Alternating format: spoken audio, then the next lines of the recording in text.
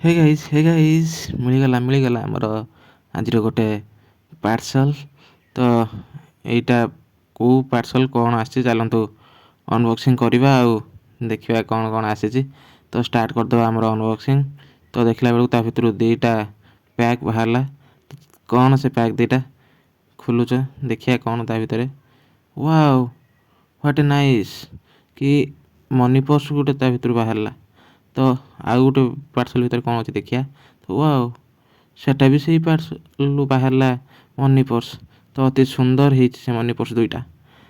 ତ ଅତି ପ୍ରିମିୟମ୍ କ୍ୱାଲିଟିର ଥିଲା ମନି ପର୍ସ ଆଉ ଅତି ସୁନ୍ଦର ଆଉ ଚମତ୍କାର କାରୁକାର୍ଯ୍ୟ ତା'ର ହେଇଛି।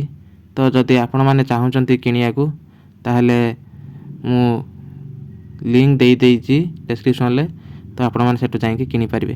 ଆଉ ଅତି ସୁନ୍ଦର ହେଇଛି ଏ ଦୁଇଟି।